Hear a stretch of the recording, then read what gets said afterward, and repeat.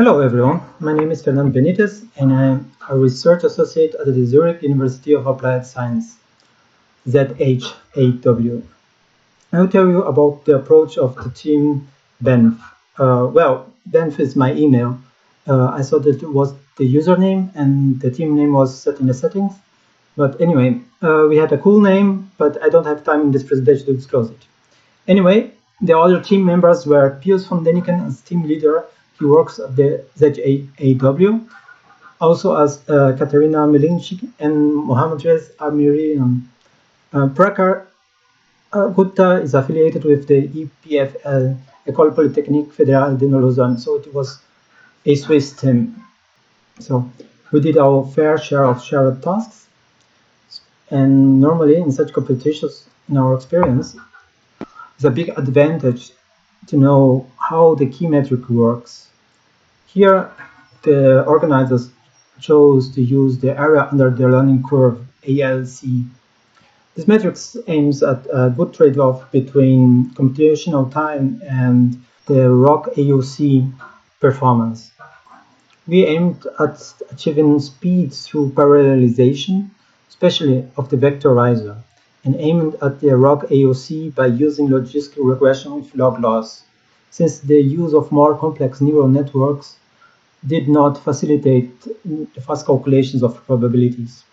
And we use a two-stage approach. First, simple and fast extraction, and later increase in n-gram range to gather more complex correlations. Insights were gained also from the data exploration. So for the simpler models, we cut even the samples and check only the few first 100 characters. So we can get very simple, very fast models and predict something. This was a key insight from this data analysis, and where we saw also that the more complex the models, the slower they were to process the data, and this decreased the gain of parallelization. We also saw that the number of samples and classes were quite diverged, and we also increases in our first step we do of the feature extraction the number of samples which we process. We start just for k samples and double it in each pass, and so until we cover all the samples, and then we go to a more complex feature extraction. But basically it was just a very simple preprocessing. The language preprocessing was different for each language, so lowercase we did for both, but tokenization we did for English mostly word-wise, and for character just character-wise tokenization. Very simple. And for English, in the later steps, we use also stop words, because the checking if there are words in a stop word list can cost very variable time, especially in the first few seconds.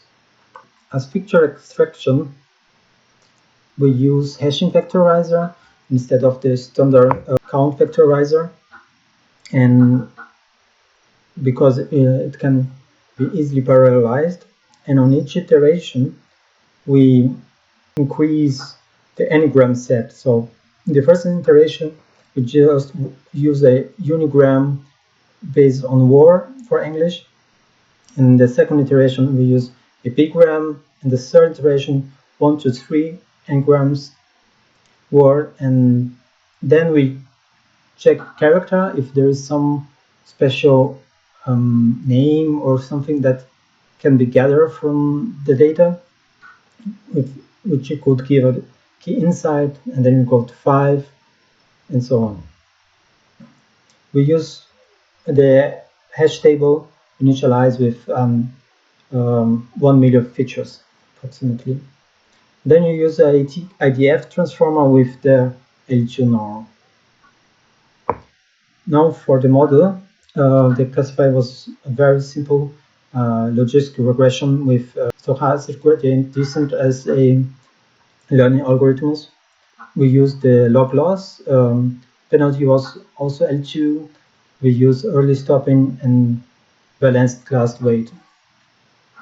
What we did to improve this very simple model is we use an ensemble over all the predictions we made until the current training step. So our key insights of the competition was to use parallelized hash vectorizing with IDF to achieve lower computational time. We use very simple, robust logistic regression model for getting high scores on AUC. Also, for that is the use of somehow of probabilities instead of class assignments. So binary would get very bad scores on AUC. We also use different approaches for feature extraction on different training stages. Together with ensemble voting, these improved greatly the predictions. We had very much fun during this competition, and thank you, the organizers, and I thank you for your attention.